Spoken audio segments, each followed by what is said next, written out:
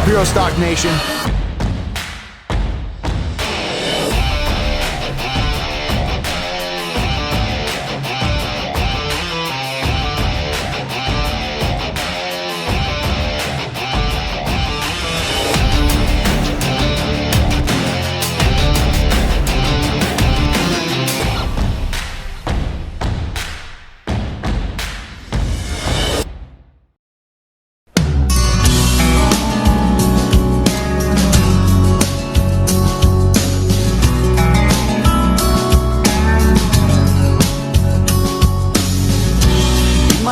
My tears are weak, but I don't give a damn. There are answers that I seek that make me who I am. Every day the sun comes up to find me driving on. The battle did not end for me because I made it home.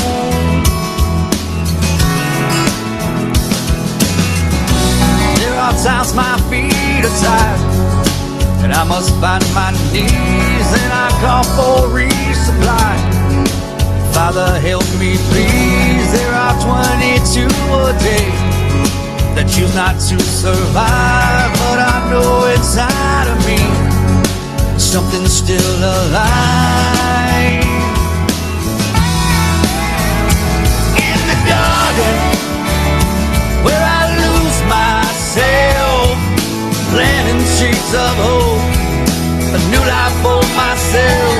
In the garden, watered with my tears, for all of those I lost, all of those not here. In the garden, my warrior garden, my warrior garden.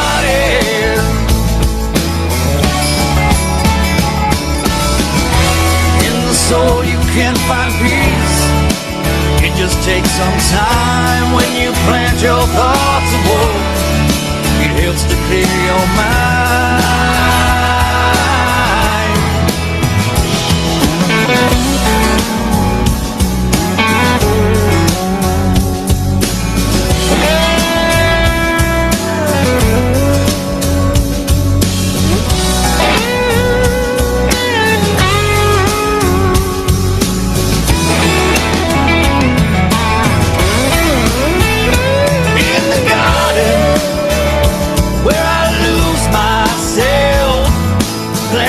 Seeds of hope, a new life for myself.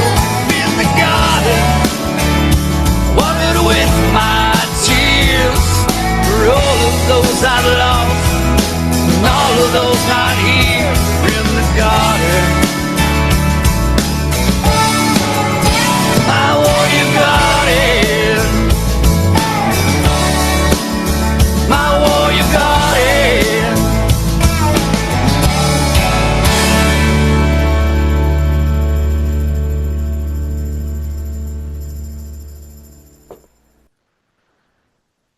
Our guest today is Malachias Gaskin, author of A Warrior's Garden, a therapeutic guide to living with PTSD.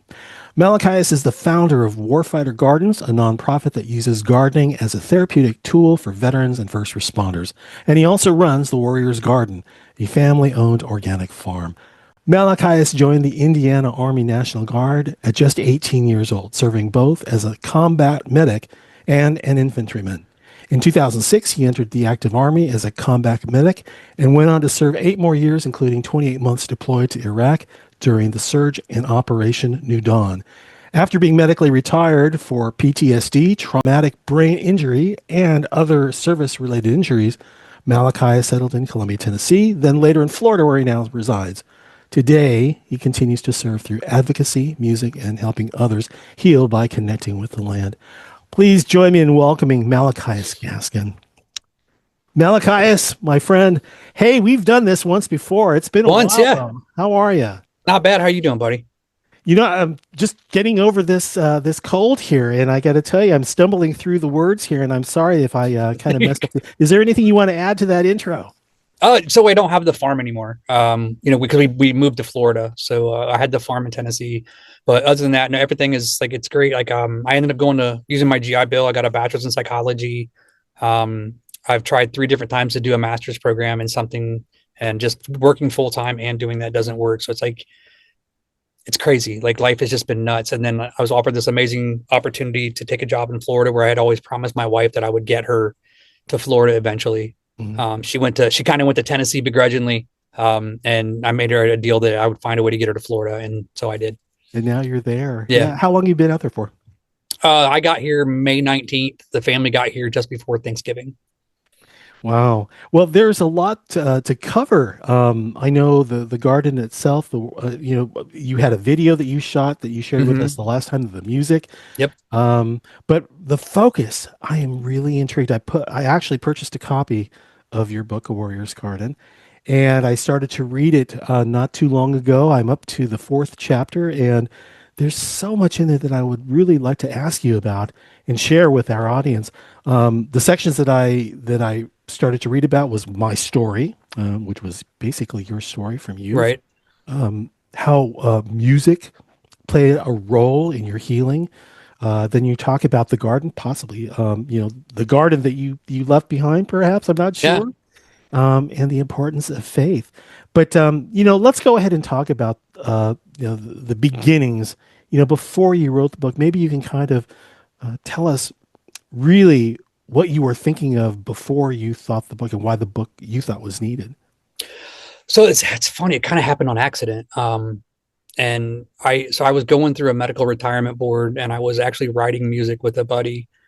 He's actually my producer now, but we were writing together and working on some songs. And I had a guy reach out to me, from Nashville, who was like, he ended up becoming my publisher, but he reached out to me through a mutual friend and was like, "Hey man, I saw a statement that you had made on this post, and I really like to talk to you about it, blah, blah, blah." And so him and I got on a phone call, and we just discussed all the different things. Cause at that point I had started trying all kinds of different things, nutrition, transferring off of medications onto organics, trying to find a holistic route, right? Like, focusing on music, focusing on gardening, focusing on physical activities, family activities, things like that, creating a therapeutic modality within my home.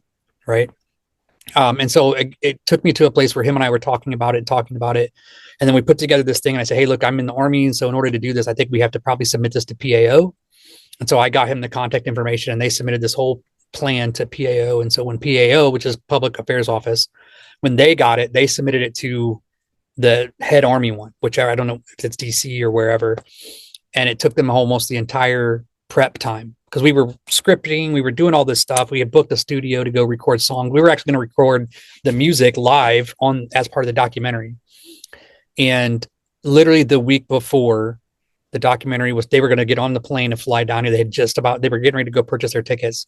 And I get called from, the building one on post, and they were like, "Hey, you need to come talk to this colonel at PAO." And I was like, "All right." So I go, and they said, "Tell me this story. Like, what's going on?" And I explain, what we're doing, why we're doing it, all this stuff. And he's just like, "Dude, this is he's a full bird colonel. He's like, "Dude, this is so cool." I'm like, "Thank you, sir." And he was like, "I can't let you do it." And I was like, "Wait, what?" He's like, "I can't let you do it, man. You're in a med board. Like, you actually have a policy Army wide where you can't go on record on camera. You can't do interviews, none of that stuff." And I'm like, "Sir, they're coming in a week. We submitted this 6 months ago." And he was like, "I know. And I'm so sorry. I was just made aware of this morning." And so I was like, "I got to go," because they're trying to buy plane tickets, and we're not allowed to bring our cell phones in this building. And he's like, "No, go. I appreciate it." He was "Let me know what you find out." He was, "I'm really sorry, man." And I took off. I didn't even say goodbye. Like, I just took off. Right. I got to my van, and I called Robbie, and I was like, "Hey dude, like, it's a squash. Don't buy tickets. I'll call you tomorrow. I don't know what to do. So I'll just call you tomorrow." And so at this point, like I said, we were already talking about all the things I was doing with Robbie, right? The music, the gardening, the medication, the nutrition, the family stuff, all those things, my faith, everything. And so the next day he goes, "Hey, do you have time to talk?" And I was like, "Yeah." So we got on the phone. He was like, "You should write a book." And I was like, "Dude, I am a high school dropout with a GED. Okay. I'm a sergeant in the Army. No one's going to read that." And he's like, "Just write it, man. Like, if you write it, I'll publish it." I'm like, "Okay." So I literally wrote a book out of spite, because I was like, it's not going to happen. Like, I'm going to write it and no one's going to buy this thing. It's going to suck. And I wrote it. And from that time till now, from the time we published it in 2013 till now, it's been sold in 11 countries. I've traveled to China to speak, paid for by the Chinese government, about using agriculture as a way to mitigate suicide. There are vet centers through the VA all across the country that buy it in boxes of 20, and they keep it on their shelves. I've got nonprofits all over the country that will buy it. And I make deals with them where it's like, if you buy it, it's half price. You know what I mean? And I'll make sure that you get the full amount, like whatever you want, but you have to buy it directly through me, and I'll get it for you at half price. So they don't have to pay the full amount. But the book was really just about documenting me trying to find a different path, because I sat down. I mean, when I started therapy with a therapist in the Army, I went through 7 of them in a 3-year period. Mm-hmm. And then the last one I had, like, all she did was listen and laptop, and then, all right, see you next week.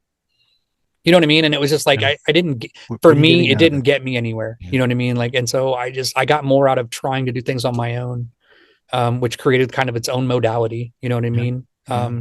And so that's before we go too far, because I want to kind of parse what it is that you've included in your book. And I did, like I said, I picked up a copy of the book. I started to read it, and it's a real easy read. It's like, it's very conversational. It's kind of like I'm talking to you, and I can hear your voice as I read through it.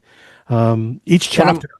Go ahead. One of my college professors, my English professor, actually said that, because I gave him a copy, and he said, "Dude, this is a very conversational tone." Mm-hmm. He was like, "It's like you're in the room reading it to the person reading it," and he goes, "And that's crazy. So that's a very difficult way to write." And I was like, "That's the only way I know how. Like, it just the way it came out. This is how you speak." And it flows really well. Thank you. And I have to say, I'm looking forward to reading the rest of it. I'm into the first 4 chapters, so I want to kind of delve into each of the chapters. First of all, sure. What I really enjoyed was the fact that each chapter opens with a quote, and I'm not sure where you got these quotes from, but maybe you can talk a little bit about that. So the quotes at the beginning all come from, like, very, very wise people, like Lao Tzu. I get all kinds of Bruce Lee. Like, there's a whole bunch of them. Some of them I chose. Some of my publisher found that worked best with those chapters, but he just wanted to have kind of because the whole purpose, the original book cover, which my wife kind of concept was it was a samurai knelt down in a forest, and the samurai was black and white, and the forest was in color, right? And what that was to signify was the feeling of being there, but being cut off from your surroundings, right? Mm-hmm. And so when we had that original cover, my publisher was like, "Hey, man, I'm going to send you all these quotes. I want you to pick the ones you like best." He picked a few. I picked a few, just based on what chapters they were covering and what they were involved with. It definitely sets the tone. But let me dive into chapter 1, which is my story. Sure. What that chapter is covering is that you're giving us an idea, first of all, about your youth, your family business, some of the things that you did to support the family business, and how it eventually led you to enlisting. Maybe you can talk a little bit about that first chapter. Yeah, so I was born and raised in Fort Wayne, Indiana, which is if you're looking at the map, it's the upper right armpit of Indiana, like 20 minutes from Ohio, an hour from Michigan. And I was raised in a family where my dad was a veteran. He bragged about it and talked about it and really just, like, pushed on it. And then his father was a veteran, and his father's father was a veteran, and all the way back. And according to my grandfather, like, from the Revolutionary War on, he can trace our lineage in the military, straight line, in our straight family line, not the arched one, but the straight line back, right? One male in every branch of the family, and every line has served, right, all the way down. And so I didn't want to be the one at that point to break the tradition. So, like, when I dropped out of high school, the last day of school, my junior year, and from 10 years old on, I had been a full-time landscaper every summer. We owned, janitorial company where we cleaned restaurants and office buildings. We had a used furniture store and a Mexican restaurant. I mean, he tried everything, but the landscape was really the bulk of it. And so from 10 years old on, I was a landscaper. At 13, I was a supervisor. At 13, I hired my first employee and fired my first employee. And he was a 35, 40-year-old man with a family. And I'm like, "You're fired, go home." At 13, right? Not understanding the whole dynamic of it. But then at 18, I dropped out, and then I went to go see a recruiter, and he was like, "Do you have a GED or a diploma?" I went to Marine Corps recruiter first, and he was like, "Do you have a high school diploma?" I was like, "No, I dropped out." He's like, "We can't touch you, man. We don't take GEDs or non diplomas." And I was like, "Okay." And he was like, and so I walked down the hall because all of them were in the same building, right? So I walked down the hall to the Air Force, and they laughed at me. And I went to the Navy, and they said they can't touch me. And I went to the Army, and they said that they're limited on GEDs. I would have to get a GED first, then they only take so many per year.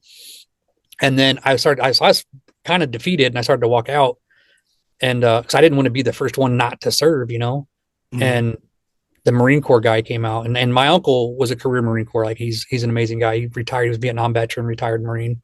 He was a first sergeant, and this Marine Corps recruiter comes out. He's, "Hey man, you've been to every office in the building?" And I was like, "Yeah." He was like, "You're serious about this?" And I was like, "Yeah." He was like, "Go talk to the National Guard." And I was like, "What?" He's like, "National Guard." He goes, "It's the same as the Army. It's a reserve thing. You do it on the weekends, blah, blah, blah." He was like, "But they take GEDs." He's like, "So go talk to them." And he wrote the address down for me. And so I went to the Army, the National Guard recruiter, and he was like, "Hey, let's take this little pretest." And I took it, and he's like, "Yeah, you're good. Let's go set you up for the thing." He goes, "Let me see your diploma." I was like, "I don't have one. I'm a dropout." He was like, "Do you have your GED?" And I was like, "Not yet." He goes, "If I pay for your GED, will you take it?" "Sure." And he does I'm like, "Yeah, absolutely, man." So he drove me down to the career center where I signed up for it. He paid for it. I went back, took the test, I passed, and then I brought him the results, and he was like, "All right, man, let's go to MEPS." And so I went to MEPS, took my ASVAB, and he was like, "You can do whatever you want." I'm like, "Well, what's the highest job I can take with my ASVAB score?" He's like, "Medic." And I was like, "All right, I'll do it." And so I joined the National Guard as a How old medic. were you when you joined? I shipped out at 19. Okay. All right. Because it took a year. I had to wait a year from the time I dropped out at 18 to actually taking the GED test. Okay. Yeah. And in terms of the family business, was that a choice to go ahead and leave that, or was this something Well, it was perfect because I shipped out in January. Or no, wait, sorry. I enlisted in January. I shipped out in February, and we weren't snow plowing just yet. And so he was like, "Yeah, it's perfect. You'll be gone for 2 months. You'll come back and go to work." And so, which was really like my dad's mentality was like, "When are you going to work here?" So I took off and went to basic training at Fort Knox, Kentucky, and I did 2 months there, and I graduated, and I came home, and I went to work, and then I was supposed to ship out in December for AIT, and somebody in basic training got hurt and couldn't ship, so I got an early school date. So I went in September of '94 to Fort Sam Houston and went to AIT and graduated AIT in December and came home. And then I was in the National Guard for 9 years. Yeah, yeah. And what a stretch that 9 years. I mean, you came into some people who you are even friends with today. I mean, these are people who were mentoring you, and you gained a lot out of that. Yeah. What were some of the things that you had learned while you were in there that you still apply today? So time management was a big one. And then I had a sergeant. He retired as command sergeant major, but he was my platoon sergeant when I first came in, Charlie Cox. He always had these little nuggets of wisdom. Like he was just, I don't even think he understands how at times, like how wise he was, you know what I mean? With the things he would say. But like at one point I was like struggling with my first marriage, and I was struggling with my job and, working for my dad and like, trying to figure everything out. And I was taking it out on people in the military and my civilian life and all that. And he was like, "Hey dude, like act, don't react." He's like, "Stop, take a step back, breathe, look at what you're doing and what needs to be done. Handle one thing at a time. You can't handle more than one at a time. Nobody can actually multitask.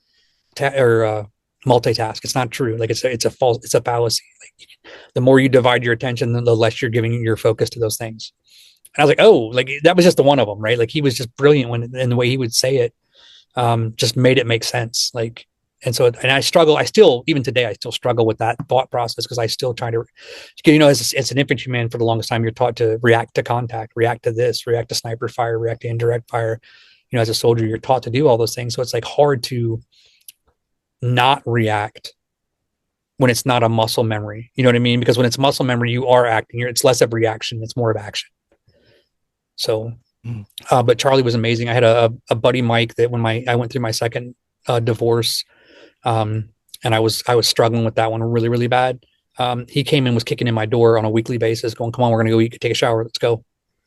And he would make, because I wasn't eating, like I lost 35 pounds in a month, and he was like, go get a shower, we're going to eat. And he made sure that I was eating at least 2-3 times a week. You know what I mean? He came over and took time out of his own life with his own marriage and his own kids, and was like, let's do it. So like there's a bunch of guys that just like, I'm still really close to them today. When it came to transitioning out, how did things end with your service? So the National Guard, I had reenlisted. I did 6 years. I reenlisted for 3 more. I got picked up for a platoon sergeant position in a medical support battalion. So I went from medic to infantry back to medic. And I went down there, and I was supposed to go to the second phase of ANOC, which is the Advanced Non-Commissioned Officers course, which I think now it's SLC, I think it is. I can't remember what they call it now. But I went, so I was supposed to go, and my slot got canceled because I got into a fight with my first sergeant, and he decided he was going to cancel that. So basically the E7 position that I was sitting in and the rank that I had just put on was getting taken back. And I was like, well, if they're taking it, I'm just going to get out. So I got out. And at that point, I was like, I started working on my music, and I started a band, and we started playing all over the Midwest, all over Indiana, northern Indiana, and everywhere. And it was just, we were kind of blowing up. And then my dad died. I got out in 2003. My dad died in 2004. And when he died, the banks kind of came in and said, hey, we're taking everything. Come to find out, he had the money tied up in ways that like he was going to go to prison had he lived much longer anyway. Like he would have probably spent most of the rest of his life, because he was already in his 60s. He probably would have spent the rest of his life in prison. Malachias, can you share a story from your book that illustrates what we're talking about? Yeah. So in my first chapter, which is about my story, about how it all began and everything got started, you know, it's like, I'll start here. It's in January of 2002. I was offered a platoon sergeant position in the 113th Med Support Battalion as a treatment platoon sergeant. And it was a no-brainer for me. In fact, Charlie Cox, we were telling you about earlier, right? He'd always said that he would never say no to a transfer if that transfer was about advancement, right? And so to me, I was a staff sergeant, and this was a sergeant first class position. So it was like, at that point, I couldn't say no. And it was my chance to be promoted to sergeant first class and to have my own platoon to lead. Charlie and I discussed it for a few weeks, and he told me I would be stupid not to take it since I was ready. And to me, that was huge. Like I really leaned in on him on just connecting with that kind of thing. Like, am I ready to do this? Right. And when he kind of said, yes, you're ready to go do it, it made the world of difference to me. So isn't it great when someone you look up to and who has mentored you tells you that you are ready for the next steps? It's absolutely amazing. I took the position. I led my platoon for a year. When I finally decided that I was done and I didn't feel like I wanted to make the Army a career anymore, I left the Army National Guard after 9 years of service. And for the longest time, I never thought twice about it. After my father passed away, our family business was absorbed by the banks and lien holders, and it wasn't a really great feeling. For 2 years, I struggled to find work.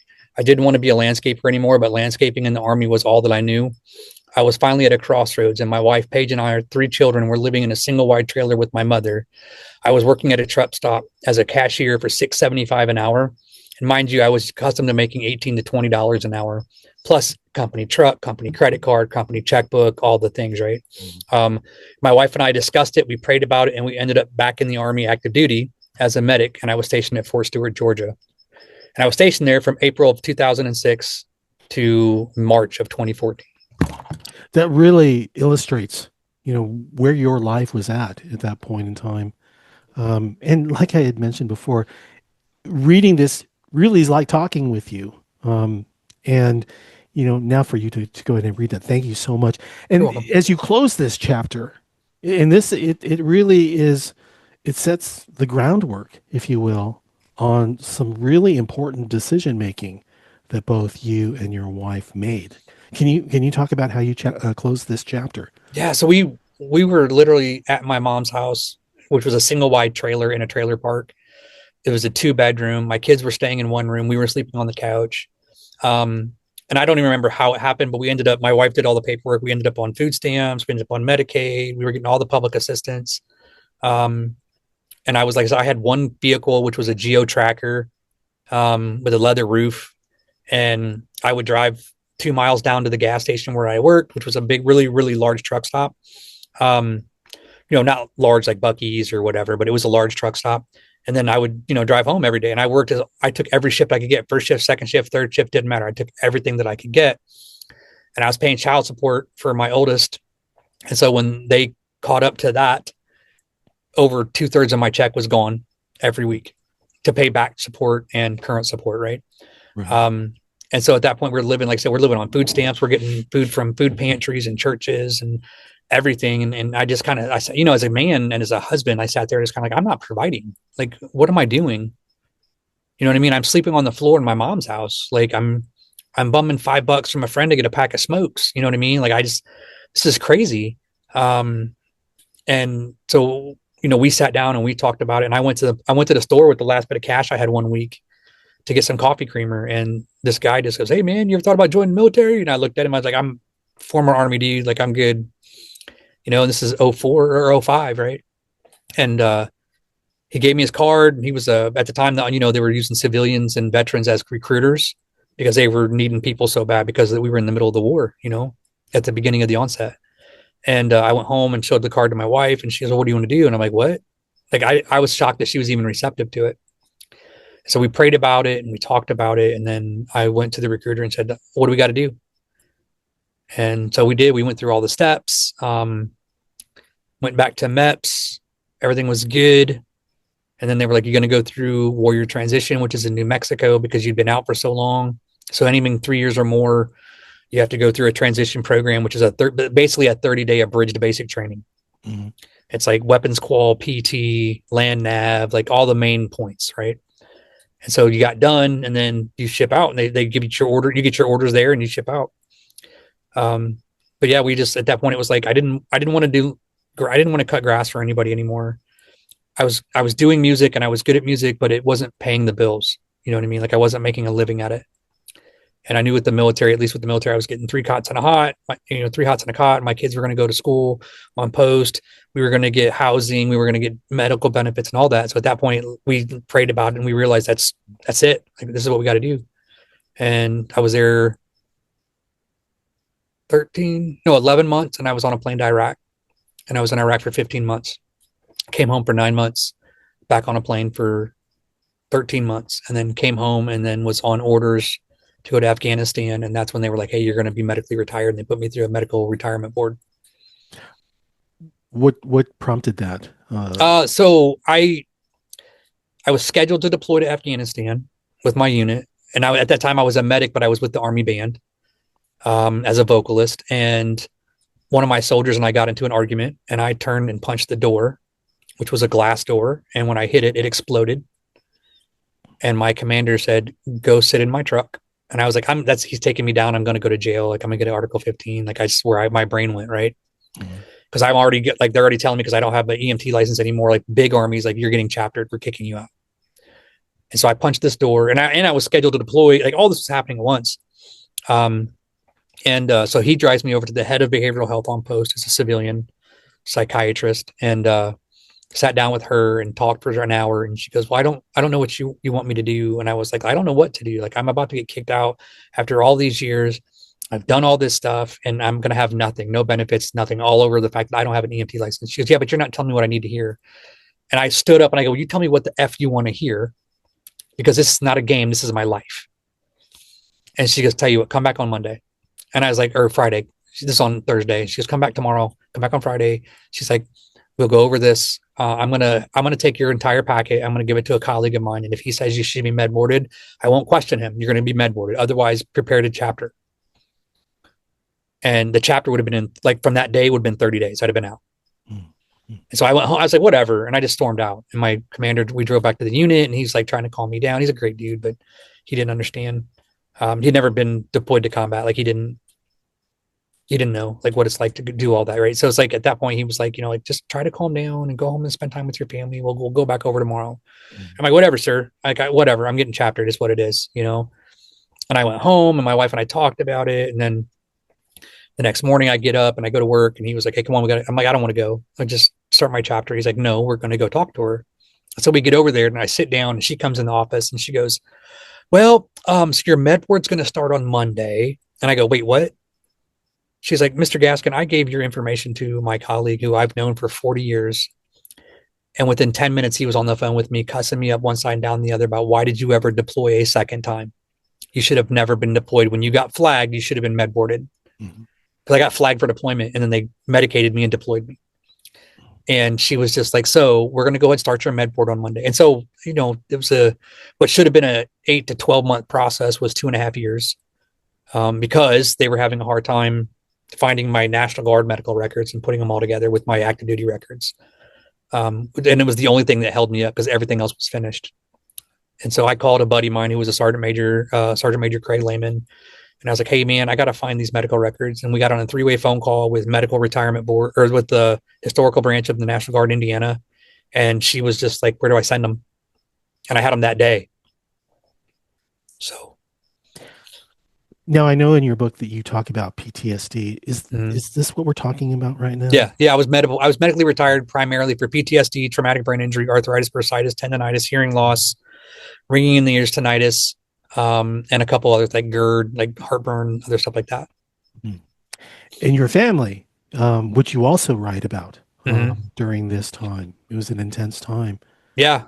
I had one time I wrote about in my book where, we were sitting at the dinner table and I don't know what was going on. My son did or said something and I just lost it. And I started slapping my hand on the table and like screaming and yelling at him at the top of my lungs. And the more that I yelled, I started feeling my throat just tense up. Right. And at that point I was like, I hit the table again and I stood up and I walked out in the garage and he's bawling his eyes out. And it just made me angry that he was crying. And I got out to the garage and my wife came out a couple minutes later and she's like, are you okay? And I was like, no, take me to the hospital. That's when I knew that there was something seriously wrong. Cause like I was in my head, I was screaming at myself to shut up, stop yelling. And I couldn't stop. I was just getting louder. So my kids went through it. My daughter stubbed her toe and screaming. I was like, what the hell are you yelling? I'd scream at her, cause in my brain, it's like, like I watch dudes get shot or blown up and they're not even crying. But why are you screaming over a toe? And, not putting together that, everybody's threshold for pain and for mental pain and for physical pain is different, but yeah, and so I started going. That's when I started going to therapy and started seeing a social worker on post, and honestly feeling like I'm getting nowhere, And then we started watching all these documentaries on Netflix about food and nutrition and diet. And I'm like, well, if that works for physical, can it work for mental? And started trying to put those dots together. And that's when that journey started of trying to find different things because I was sick of the medicine. Like I was getting fat. Like, I mean, and I'm not exaggerating. Like I was at one point, I got to 260 pounds, you know what I mean? And it was just like, and I couldn't take the weight off. The medication was horrible. And then I was on medication for the side effects of those medications and medications for those side effects and then medications for this. And it was just over medicated. Like it's crazy. The last couple of paragraphs of chapter 1 talks about the 3 things in life that helped you deal. You arrived at that point after everything that you just shared with us, with the issues with the medication, the confrontations with your family, and everything about yourself. And maybe you can talk a little bit about the choice at that point that you made for those 3 areas that were of a great deal of help for you. Yeah. So, and this is something that I do for others too. Like I help them designate their 3 pieces, right? So for me, it really started with my faith, my music, and with gardening. And with my music, it wasn't so much about me writing it at the time as it was about finding playlists for different aspects of my life, right? Finding a playlist for when I was angry that would bring me out of that moment, finding playlists that would help me fall asleep, playlists that would distract me in public, just for different things, right? Because I found that, when you're a kid and you try to be all cathartic and you think you're all smart and you're like, I'm ticked off, I'm going to go listen to Metallica or I'm going to listen to, all these heavy bands that are angry all the time. And all it did was keep you in that mindset, right? So you got to find something to break that cycle. And so that's what I did. I tried to make playlists that were based on that. And I even went through like to an extreme of it where I was like, I took out everything that wasn't a Christian artist out of my playlist. And I only listened for about 2 years to anything that was Christian. Like I didn't listen to anything that wasn't Christian. Christian metal, Christian rap, Christian hip hop, Christian rock, pop, all of it. Like I listened to everything. And so then so my music and then gardening was like, we actually built 3 4-foot by 4-foot raised beds on our backyard on post. And the funny thing was I actually had a lady from the Balfour Beatty housing community come over when I was out pulling weeds one day in my garden. And she was like, what is this? And I go, this is my PTSD garden. Blah, blah, blah, blah, blah. And I started yelling at her. She's okay. I was just checking. Sorry. And the funny thing was, like, they made everybody else, and I built gardens on post. That's where it started. I started building gardens on post for these people, like other soldiers and their families, inside their fenced in areas, right? And Balfour Beatty made them take them out. Right. They left mine alone because I yelled at the lady, but they made everybody else take theirs out. And then, my faith, like just really digging into what I believed, why I believed it, and how to apply it to my life. Not just to do it, but to do it for a reason, right? To do it because I knew it was going to make me better. And then I ended up converting to Messianic Judaism, which is basically Jesus. I'm Jewish, but I believe in Jesus. So it's like a Jewish version of Christianity. And then, so and actually my music, I classify my music as a Messianic rock. Okay. Yeah. Man. I mean, you have made some decisions about moving forward. And for as long as I have known you, and it's been a constant journey for you. Yeah. It evolves too. It's crazy. It's wonderful to hear. Well, listen, I know that we've got so much more in this book to talk about, but here's what I would like to suggest. I want to have you back. Yeah. And let's do a deeper dive on the things that you've included. I know music we've talked about before, but it'd be wonderful to talk about. I love the song that you co-wrote, you created and recorded specific to a Warrior's Garden. In fact, it's called a Warrior's Garden. Yeah. I love that video. And I wrote that with another combat veteran. My buddy JT Cooper from Nashville. He was in Somalia during Black Hawk Down. And so I hadn't written in a long time, and so I took the idea to him, and he sat down with it, and we wrote it. I just talked about what I wanted, and he wrote it. You know what I mean? So, but it was his words, my concept, and we went to the studio, and he let me record he's got his version of it. I've got my version of it. Mm-hmm. And he's been a really solid mentor. Like, he actually helped me a lot as well. Like, there was a point where I was in grad school, or I was getting ready to graduate undergraduate, and the Army or the GI Bill wasn't paying. I wasn't taking enough semester hours, so I wasn't getting my BH. And I made a comment about anybody hiring on Facebook, and he was like, "Hey, I got a spot. Do you need something?" And he called me, and he owns a plumbing company, and so I ended up going and working for him for the rest of the summer, just to pay my rent or my mortgage. You come into some really talented and thoughtful individuals, amazing people. It's wonderful. In fact, you've done some work with me before in other podcasts and other workshops, and I am so appreciative of your time. Even today, just talking us through portions of your life that are in your book. And we have much more to cover. So would you come back? Yeah, for sure. Let's continue the story, the storytelling, and maybe even talk a little bit more about, some of the things that you're doing these days with, with writing, with music. Yeah. All right. Just released a song. I did actually just released a song 2 days ago. Oh, did you really? Yeah. It's called, where can we find it? It's on all the streaming networks. My producer, best friend, partner in crime, all that, like Josh Hudson, he's a sergeant first class. He's stationed in Okinawa, Japan. He writes the music, he sends it to me, I put the lyrics and vocals to it, and I send it back, and then he does the mixing and the mastering and the production and all of that. Nice. And I record it right here. Like, this is my closet is actually my vocal studio.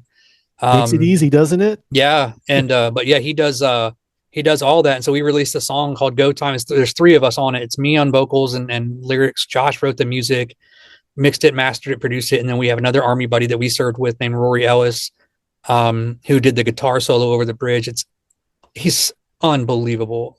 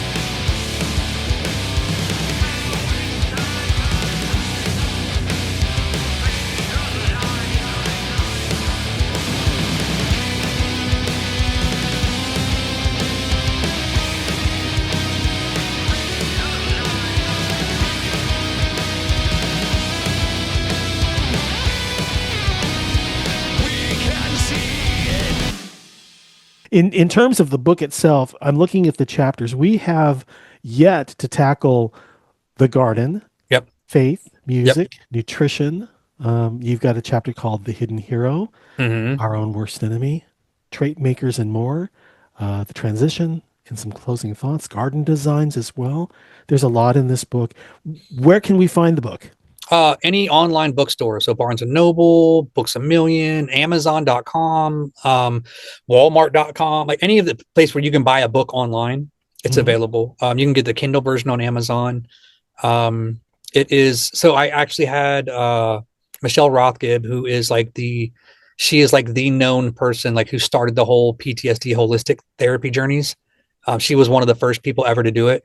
And just finding her own path and documenting it, right? So like she did it, and then she read the book, and I met her online. She read the book, and I sent her a copy of it, and she came back and told me like, this is like having a buddy in your pocket. Like this is just it's amazing. She's like, it's so. She's like, there's 25 chapters of information in the 9 chapters that are in the book. Mm. It's like it's so much information packed in such a small thing. Like it's crazy. I'm reading some of the reviews. They are so favorable. They talk so highly of what it is that you've included in your book from the personal experiences and sharing your thoughts. Highly recommended for those out there to Mm-hmm. explore this, to read it. I know I'm making my way through it as well too, and I really enjoyed it as Yeah, well. and it's recommended by Navy SEALs, Army Special Forces, Army Rangers, um, actual therapists. Like, I mean, there's so many people. Like, it's actually taught in universities. That book, so there's I don't know what the school is, but I know that there's a school that has picked it up and they use it in their abnormal psychology program. And it's a required reading book. So, As we close, is there yeah. a section of your book that you would like to share with our audience that might apply to anything we've talked about, or maybe something for people to look forward to? I'm gonna say that the book created a concept. So, like, for me, it was my faith, my music, and my gardening, right? And I realized that for some people, gardening's not going to do it, music's not going to do it, and they're not into spirituality or Christian, into what I believe, right? They might be Wiccan or atheist or agnostic or whatever, right?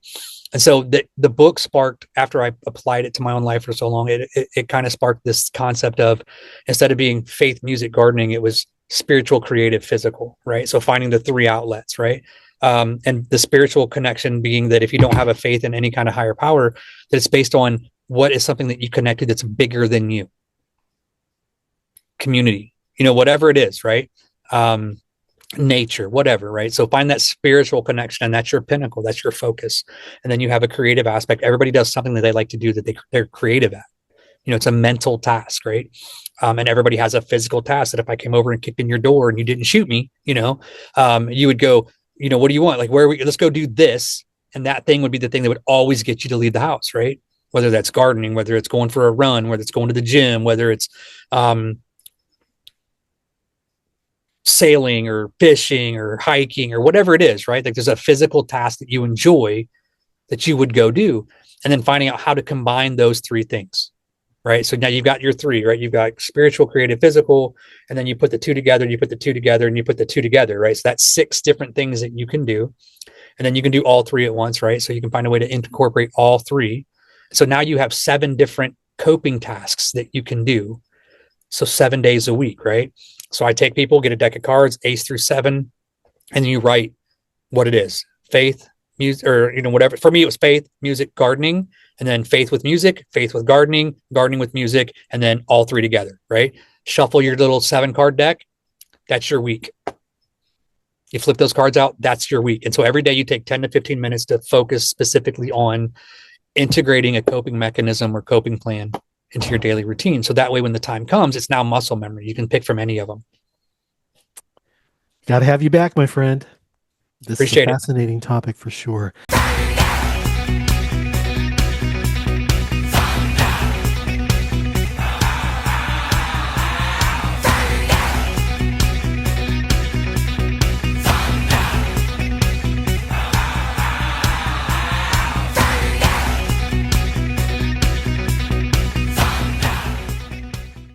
Here's what you need to know about the Roundtable, where heroes talk.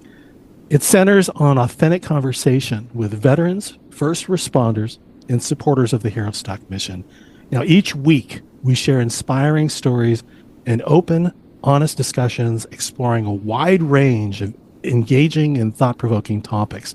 Most episodes also feature live performances and an in-depth look at our guests' unique experiences and adventures. You know, in 2025, we aired about, I think, 28 episodes, some of them with 2 guests, spotlighting musicians and songwriters from the country and the rock scene, also sports organizers and fans, poets and writers, creators of brews, salts and seasonings, beard care products, specialty guitar picks, you name it. It was on our list of people to talk with. 2026 is here, and it promises to be an even more exciting year. In case you didn't know it, Hero Stock Nation picked up another program, Song Sung True, A Veteran's View. It features conversations and performances with the men and women who served in our armed forces and explores personal stories, military experiences, and the profound impact that music and guitar have had on their lives. We often feature live performances of original songs. Enjoy this clip of my interview with Malachias Gaskin from April 2024. You know, and he was just like, no, seriously, write the book. And so I was like, all right, fine, whatever. So I wrote I wrote it out of spite to show him that it wouldn't do anything. And now it's been sold in 7 countries. I've traveled to China to speak about suicide prevention. Like, the Chinese government paid for me to come and speak about suicide prevention. I've seen some of those presentations that you've done. There are a number of them too. Did you anticipate it would get the attention that it did? I didn't think it was going to do anything. Honestly, I didn't.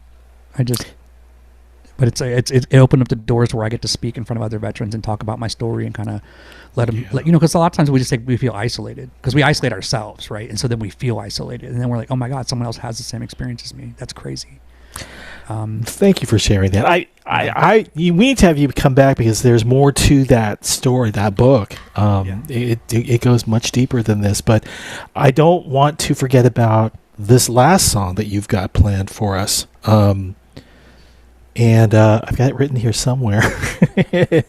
Well, let's see. It's No Doubt of Mine.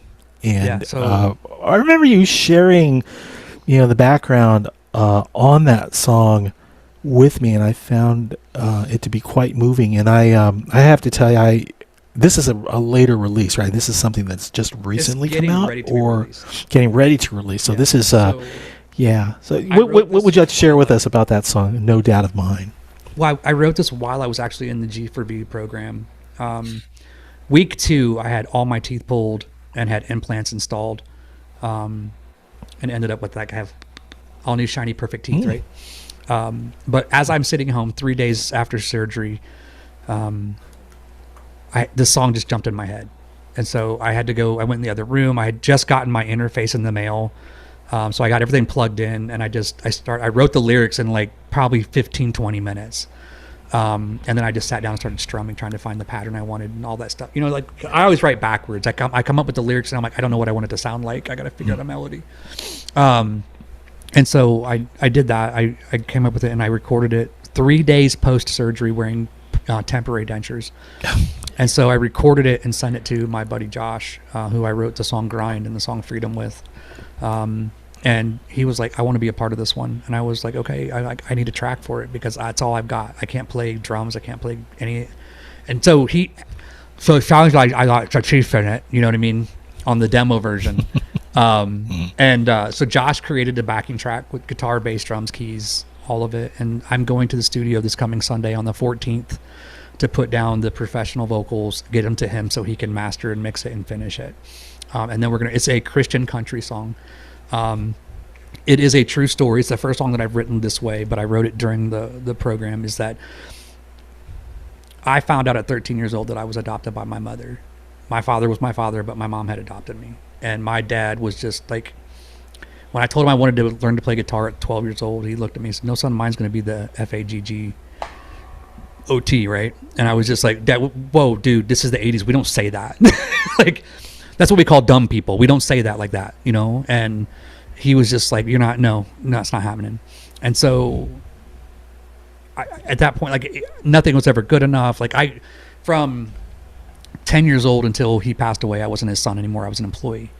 And I had a permanent bruise from 11, about that big. I had a permanent bruise on my chest until I was 19 years old, where he would just poke me all the time. And he always hit the same spot every time, all the things. And so he was just he wasn't a good dude. And he was an alcoholic until I was about 8 years old. And then after he quit drinking, it became a work addiction. Like, he traded one addiction for the other.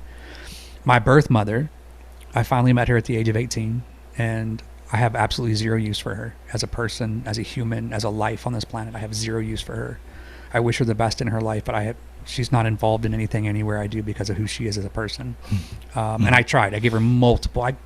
I gave her more chances than I've probably given anybody in my life, in my entire history. And then, so that's the first 2/3 of the song. The last part of the song is about basically who I hope to be as a parent, because, you know, who they were and who I hope to be. So, and it's called No Doubt of Mine. Right. And I wrote this one with a capo. All right, Malachias. Because I was listening to what's that song by Aaron Lewis? I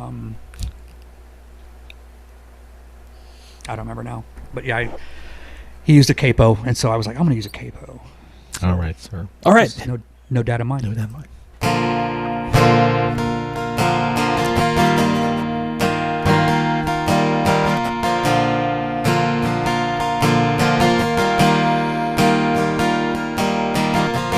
My father told me, never give up, son.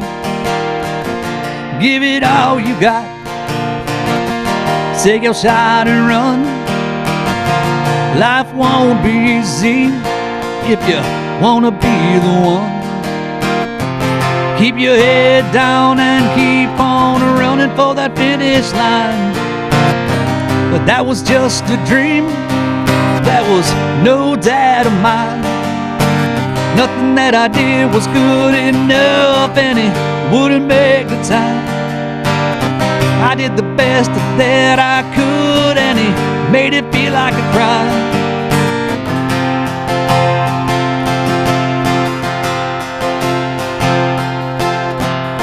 My mama told me I was a favorite son.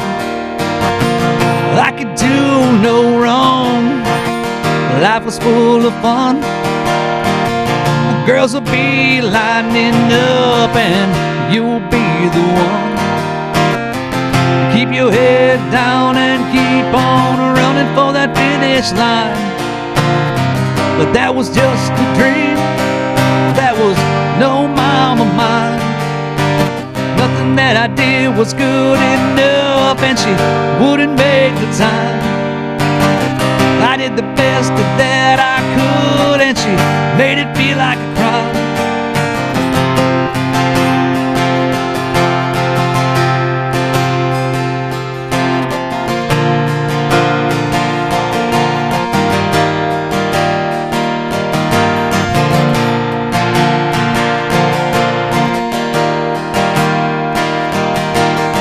This is where the solo goes. But I can't play solo.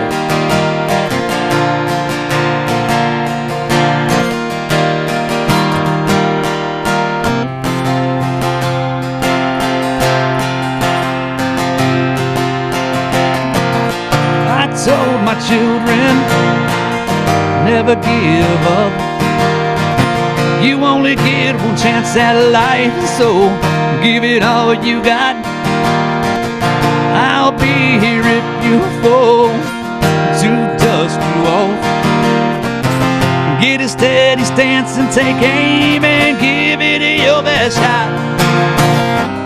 And I dreamt that my kids would say, I love that dad of mine. Everything we did was good enough, and he always made the time. We did the best that we could, and he made it feel alright.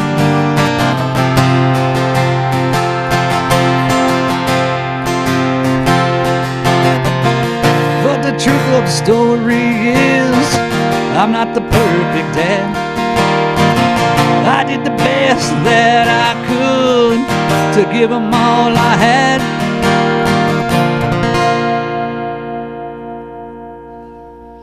Malachias Gaskin, everyone. As we close today's show, A Warrior's Garden by Malachias Gaskin reminds us that healing from PTSD can take many forms. Through gardening, music, and faith, his personal journey offers hope and a hands-on path to recovery for veterans and others living with PTSD. Thank you all for joining us. And Malachias, we'll be in touch. So, all right, brother. All right. Be sure to tune in next time for more inspiring conversations at the Round Table, where heroes talk. I'm Tom Lamog. Have a good day.